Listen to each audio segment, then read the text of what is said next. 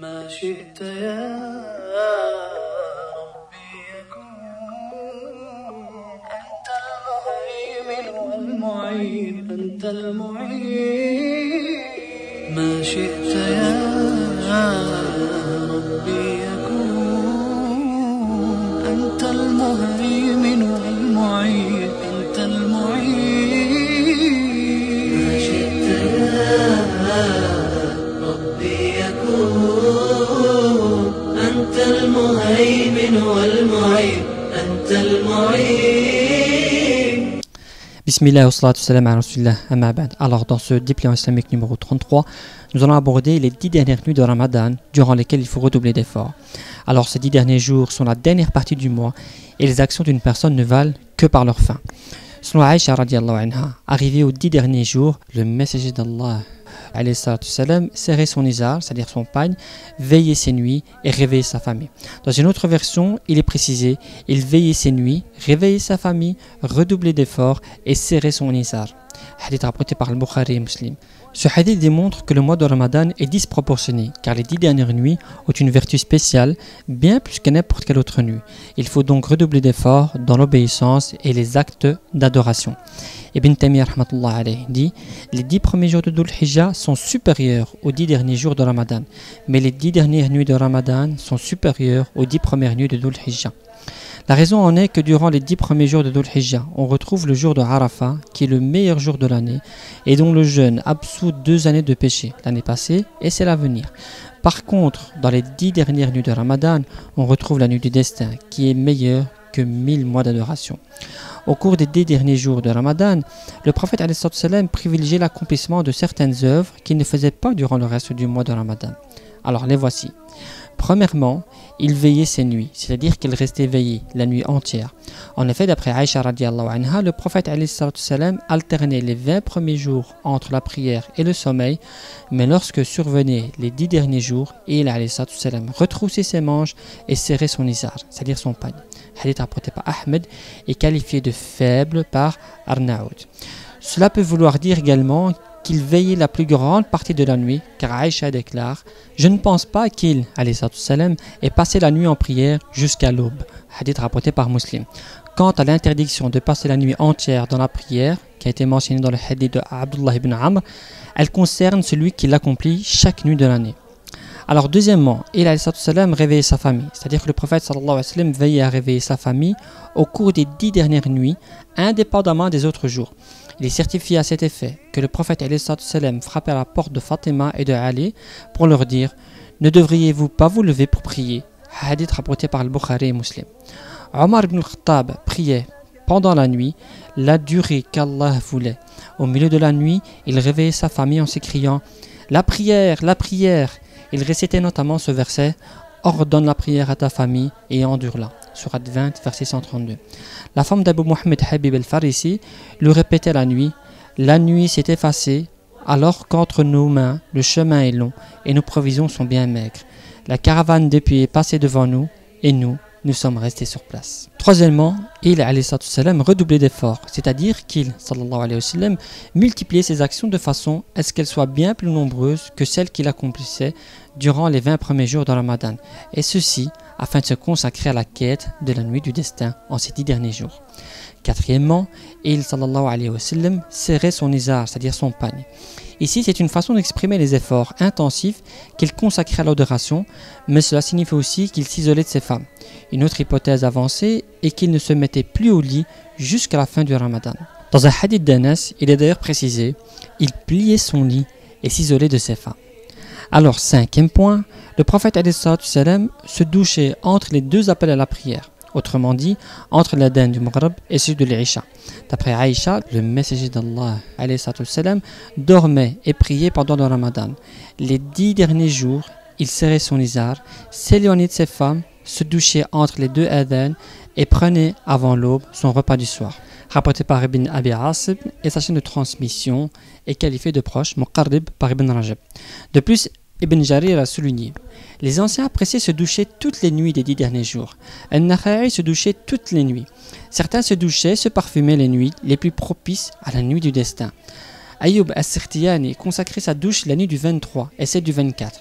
il revêtait 2 vêtements neufs, se parfumait à l'encens et disait « La 23e nuit, c'est la nuit des gens de Médine, et la suivante, c'est la nôtre. » Il entendait par là les habitants de Bassora.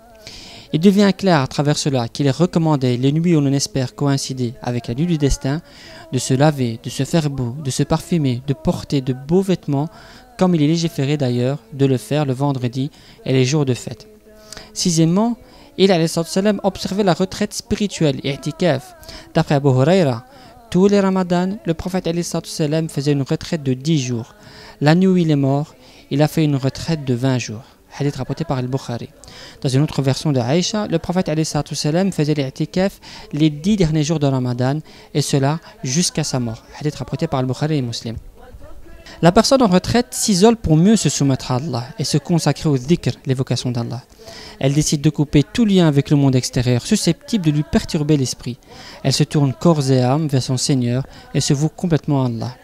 Il est autorisé à la femme de faire la retraite avec son mari ou seule, avec sa permission. En effet, selon Aïcha, le prophète faisait la retraite durant la dernière décade de Ramadan jusqu'à ce qu'Allah ait repris son âme. Puis ce sont ses épouses qui firent la retraite pieuse après lui. Hadith rapporté par Al-Bukhari.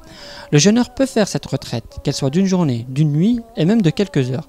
La raison pour laquelle le prophète était constamment en i'tikaf les 10 derniers jours du mois de Ramadan était qu'il recherchait la nuit du destin.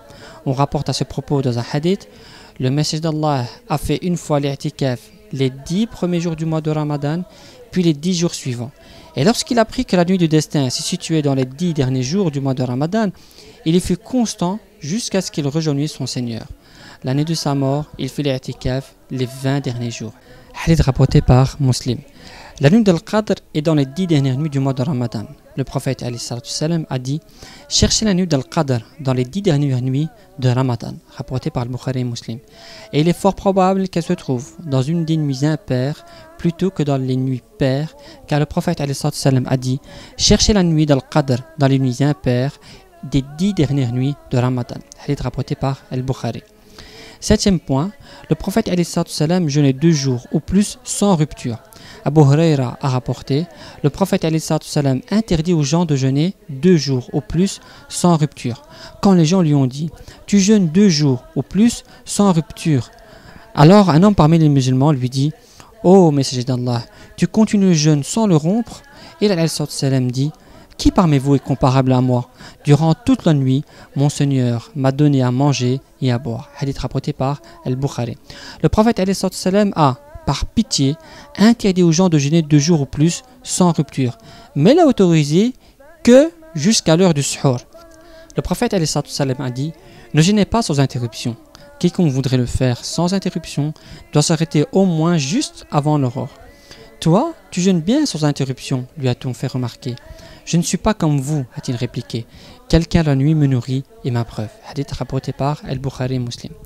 Huitièmement, le prophète effectuait la prière de Tarawih. Le prophète consacra la prière avec son compagnon pendant 3 nuits, puis s'absenta au cours de la 4e nuit et dit en guise d'explication, je crains qu'elle ne vous devienne obligatoire. Hadith rapporté par Al-Bukhari. Les pieux prédécesseurs de cette communauté s'appliquaient à allonger la prière la nuit.